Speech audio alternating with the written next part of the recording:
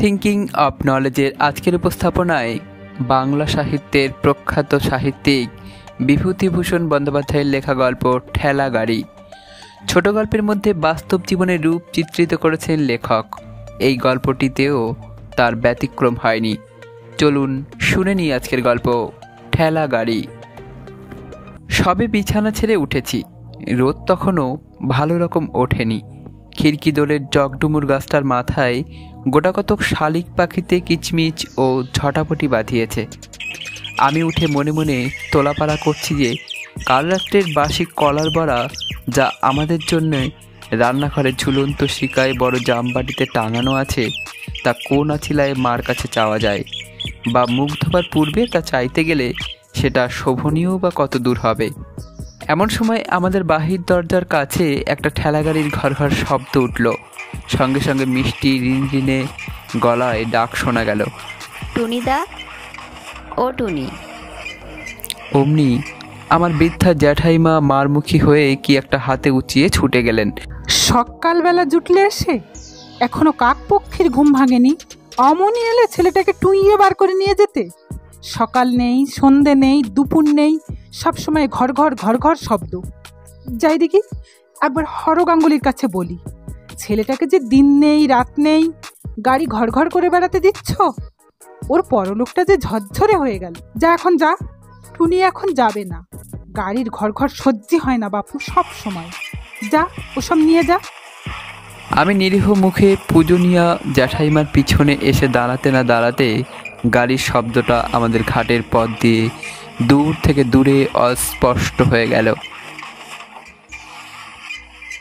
তারপর হাত মুখ ধুতে গিয়ে খিড়কি দোরের কাছে মৃদু শব্দ কানে এলো, ও টুনিদা। আমি একবার পিছন ফিরে জ্যাঠাইমার অবস্থিত স্থান ও তার দৃষ্টির গতির দিক নির্ণয় করে নিয়েই ঝট করে খিড়কি দোরটা খুলে বার হয়ে এলুম। সকালের পদ্মের মতো নির্মল প্রফুল্ল তরুণ নরু হাসি ভরা ডাগর চোখে দাঁড়িয়ে আছে। আসবি না টুনিদা? এই উঠলাম যে, এখনো মুখ ধুইনি, খাবারও খাইনি, বাড়ির মধ্যে আয় না। নরু চোখের ইশারায় দেখিয়ে দিয়ে বললে, কোথায়? কিছু বলবে না জ্যাঠাইমা, আয় তুই। উত্থাপিত প্রস্তাবে সে মনে প্রাণে যোগ দিতে সক্ষম হলো না। তুই আয় মুখ ধুয়ে টুনিদা, আমি চালতে তলায় আছি গাড়ি নিয়ে। চড়বি তো টুনিদা? দুজনে মিলে পাড়ায় বেরিয়ে গেলুম। তেঁতুলতলায় খেলার জায়গায় খুব ভিড়। মুখুজ্জে পাড়ার কোনো ছেলে আর বাকি নেই। নরু হাসি মুখে বললে, আয় পটুদা, নিতাইদা, আমি গাড়ি এনেছি, দেখ ঠিক সময়টা আসেনি, আয় চড়। গাড়ি একা নরুই টানতে লাগলো। চলল সকলেই। পটু বললে, দুপুরবেলা আমাদের বাড়ি যাবি নরু? নরু ঘাড় নেড়ে অসম্মতি জানালে।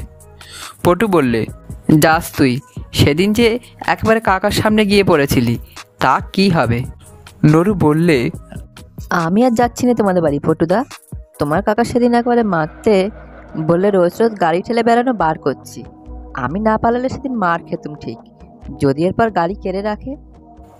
সেখান থেকে দুজনে গিয়ে পথের ধারে বড় জামতলার ছায়ায় বসে গল্প করলুম। রোজই কত গল্প হতো, এরপরে কে কি হবে তাই নিয়ে গল্প। খোকার অত ভবিষ্যৎ ভেবে দেখবার বয়স হয়নি। সে এরপরে কি হবে অত গুছিয়ে বলতে পারে না। খাপছাড়াভাবে উত্তর দেয়, বলে সে নৌকোর মাঝি সর্দার হবে, রেলগাড়ির ইঞ্জিন চালাবে, স্টিমার যারা চালায় তাদের কি বলে তাও হতে চায়। আমি আমার সমবয়সী ছেলেদের তুলনায় একটু অকালপক্ক। বললাম, আমি ভাই সাহেব ডাক্তার হব, মহাকুমার হাকিম হব। অনেক বেলায় সে রৌদ্রে ঘুরে রাঙা মুখে বাড়ি ফিরত। বাবা যেদিকে বসে সেদিকে না গিয়ে চুপি চুপি অন্য দিক দিয়ে বাড়ি ঢোকে। মা বলতো, ওরে দুষ্টু, তুমি সেই বেরিয়েছো কোন সকালে, আর এই দুপুর ঘুরে গেল, এখন তুমি? খোকা বলে, চুপ চুপ না, আমি তো ওই ওদের বাড়ির জামতলায় চুপটি করে বসে বসে খেলা করছিলাম। আমি আর টুনিদা কোথাও তো যাইনি মা, সত্যি। কি জানি কেন একে বড় ভালোবাসতুম। গ্রামের সকল ছেলের চেয়ে এর মুখে চোখে কথায় কি মোহ যে ছিল, সারাদিনটার মধ্যে একবার অন্তত ওর সঙ্গে না দেখা করে পারতুম না।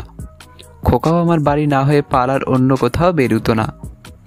একদিন আমাদের বাড়ির সামনের জামতলা দিয়ে সে গাড়ি ঠেলে নিয়ে বাড়ি ফিরে যায় দুপুরের আগে। আমার দিকে চেয়ে বলে, এমন দুষ্ট এই নিতাইটা, এত করে বললুম চর গাড়িতে, আয় তোকে ঠেলে গলাপাড়া ঘুরিয়ে আনি, তা কিছুতেই চললো না। বললে মা বকবে, তেল আনতে যাচ্ছি, আয় চড়বি টুনিদা। তোর বুঝি আচার কেউ চলার লোক হয়নি খোকা? আমাদের পাড়ায় কেউ চললে না, কখন থেকে ঘুরে বেড়াচ্ছি, সব যা দুষ্টু। আসবি টুনিদা। খোকার চোখের মিনতি ভরা দৃষ্টি তখনকার দিনে আমার এড়াবার সাধ্য হতো না কোনো মতেই। আমি চড়তুম। মহা খুশির সঙ্গে খোকা চৈত্র বৈশাখের মধ্যাহ্ন সূর্যকে উপেক্ষা ও অবজ্ঞা করে গাড়ি ঠেলে নিয়ে বেড়াতো। সূর্য প্রতিশোধ নিতে গিয়ে ওর কচি মুখ রাঙিয়ে দিতেন, ঘামে কাপড় ভিজিয়ে দিয়ে ছাড়তেন। তার বয়স অল্প ও দেহ অত্যন্ত ক্ষীণ মেয়েলি ধরনের ছিল বলে পাড়ার কোনো ছেলের সঙ্গে বলে সে পেরে উঠত না। সকলের কাছে তাকে অবিচার সহ্য করতে হতো। দুর্বলের প্রতি সবলের অধিকার তার উপর নির্বিবাদে জারি করত সকলেই। সেদিনটা ছিল ভারী গরম। চৈত্র বৈশাখের দিন গ্রামের পথে ধুলো তেতে আগুন হয়েছে। ৫৫ তলায় বারোয়ারির আসর সাজানো, বাঁশের মাচা বাঁধা, সবাই কাজে সকাল থেকে সন্ধ্যা পর্যন্ত খাটছে। বড় পিটুলি গাছতলাটায় তার ঠেলা গাড়ির ঘর ঘর আওয়াজ উঠল। অনু বললে, ওই নড়ু আসছে। পেছনে পরম সঙ্গী কেরোসিনের ঠেলা গাড়িটা টেনে নড়ু হাজির। বাধা আসরের দিকে এসে আঙুল দেখিয়ে বলে, যাত্রা কবে বসবে রে টুনিদা? সংবাদ সংগ্রহের পর সে সন্তোষের হাসি হাসল। আঙুল দিয়ে গাড়িটার দিকে দেখিয়ে বললে, চড়বি পটুদা? পটু ঘাড় নেড়ে বললে, চড়বো, টানবে কে? খোকা খুব খুশি হয়ে বললে, কেন আমি? আসন্ন আমোদের প্রত্যাশায় তার চোখ মুখ উজ্জ্বল হয়ে উঠেছে। পটু বললে, দূর, তুই বুঝি আমায় টানতে পারিস? টান দেখি কেমন হয় না আর আমাকে। বসো না, টানতে কেমন পারি নে। পটুর পালা শেষ হয়ে গেলে ক্রমে ক্রমে অনু, বরু, হরু উপস্থিত সব ছেলেই উঠল গাড়িতে। এদের মধ্যে বড় ছোট সব রকমই আছে। টানতে টানতে খোকা হয়রান হয়ে পড়লেও সে উৎসাহের সঙ্গে শেষ পর্যন্ত ঠিক টেনে নিয়ে বেড়ালো সকলকে। সকলের শেষ হয়ে গেলে সে হেসে সকলের মুখের দিকে চেয়ে বললে, আমায় একটু এইবার টানো। সকলে মুখ চাওয়াচাওয়ি শুরু করলে। ভাবে বোঝা গেল তাকে কেউ টানতে রাজি নয়। তার প্রতি কৃপা করে তার গাড়িতে চড়ে তাকে দিয়ে টানিয়ে তাকে কৃতার্থ করা হয়েছে। এতে আবার তার পরকে দিয়ে টানাবার কোন দাবি আছে? সকলে মিলে এই ভাবটা দেখালে। বা সকলকে চড়িয়ে দিলাম, আর আমার বেলায় বুঝি কেউ? আমার ইচ্ছে হলো তাকে গাড়িতে চড়িয়ে টানি, কিন্তু সমবয়সী ছেলেদের কাছে উপহাসের ভয়ই হোক বা তাদের বিরুদ্ধে দাঁড়াবার সাহস না থাকার দরুণই হোক, যেতে পারলুম না। সে গাড়ি টেনে নিয়ে চলে গেল। এদের মধ্যে পূর্বেই কি পরামর্শ হয়েছিল আমার জানা নেই। গাড়িখানা খানিক দূর যেতে না যেতেই দলের একজন একটা বড় ঝামা ইট নিয়ে গাড়িতে ছুঁড়ে মেরে বসল। গাড়িখানার তলা তখনই মচমচ করে দেশলাইয়ের বাক্সের মতো ভেঙে গেল। খোকা পিছন ফিরে চেয়ে দেখে, কেমন অবাক হয়ে গেল। পরে তাড়াতাড়ি গাড়ির ক্ষতির পরিমাণ নির্ণয় করবার জন্যে এসে গাড়ির অবস্থা দেখেই আর একবার বিস্ময়ের দৃষ্টিতে আমাদের দিকে চাইলে। তারপর সে চাইল আমার দিকে। তার চোখে সে ব্যথা ভরা বিস্ময়ের অপ্রত্যাশিত না বুঝতে পারা দৃষ্টি আমার বুকে তীরের মতো বিঁধল। ভাবলো এই রকম যে তুইও টুনিদা এর মধ্যে? কিন্তু সে কোনো কথা কাউকে না বলে ভাঙা গাড়িটার পাশে বসে পড়ে দেখতে লাগলো। এর আগেই আমাদের দল সেখান থেকে সরে পড়েছিল। তারপর অনেকক্ষণ সে বসে বসে নেড়ে চেড়ে দেখলে গাড়িখানার ভাঙা তলাটা কি করে সারানো যায়। পাশে একটা ছোট বাক্স ফুলের গাছে সাদা ডালে থলো থলো বাক্স ফুল দুলছিল। তারই পাশে গাব ভেরেন্ডার ঝোপের ধারে সে গাড়িখানা রেখে খানিক বসে বসে পরে ঠেলে নিয়ে গেল।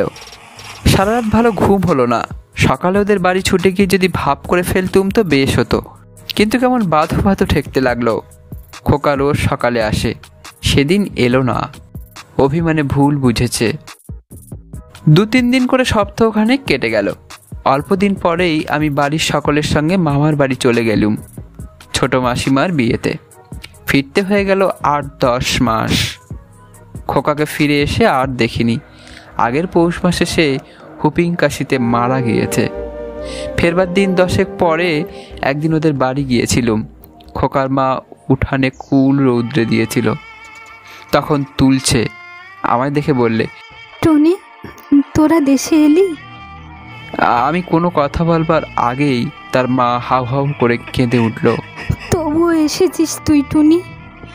আর কি কেউ আসবে এ বাড়িতে? খোকা যে আমায় ফাঁকি দিয়ে চলে গিয়েছে রে। বস বস, বাতাবি নেবু পাকা ঘরে আছে, কেটে দেব, খাবি নুন দিয়ে। ওই পেকে পেকে থাকে, কেউ খায় না। খোকা কত খেত, খা না বসে বসে। শরতের অপরাহ্ন, নির্মেঘ নীল আকাশের তলায় অবসন্ন বৈকালের রৌদ্রে ডানা মেলে কি পাখি উড়ে চলেছে। কার্নিশ ভাঙা ছাদের ফাটলে কোথায় ঘুঘুর ডাক, উঠানের ছায় স্নিগ্ধ বাতাস শুকনো কুলের গন্ধে ভরপুর। খোকা সেই ঠেলা গাড়িখানা দেখলুম, কাঠের মাচার নিচে তোলা আছে, দড়িটা পর্যন্ত। অনেকদিন গাড়িটাতে কেউ হাতও দেয়নি। বহুকালের কথা হলো, আমি কিন্তু চোখ বুজে ভাবলেই দেখতে পাই কতকাল আগেকার 8 বছরের সেই ছোট্ট খোকাটি ঠেলা গাড়িটা টেনে নিয়ে বেড়াচ্ছে। নির্জন দুপুর ঘুঘুর ডাকের মধ্যে বাড়ি থেকে বেরিয়ে পালেদের জামরুল বাগানের ছায়ায় আমাদের বড় মাদার গাছটার তলাকার পথ দিয়ে রাঙা মুখে আশা ও আনন্দ ভরা উজ্জ্বল চোখে সে তার কেরোসিন কাঠের গাড়িখানা টেনে টেনে নিয়ে আসছে নারিকেল তলা বেয়ে। পটুদের বড় দোফালা আম গাছটার তলা বেয়ে যেতে যেতে ক্রমে তার মূর্তি মাইতি পুকুরের মোড়ের পথে সুপারি গাছের শাড়ির আড়ালে অদৃশ্য হয়ে যায়। এতক্ষণ শুনছিলেন বিভূতিভূষণ বন্দ্যোপাধ্যায়ের লেখা গল্প ঠেলা গাড়ি। গল্পটি ভালো লাগলে চ্যানেলটি সাবস্ক্রাইব করে পাশে থাকবেন। ধন্যবাদ।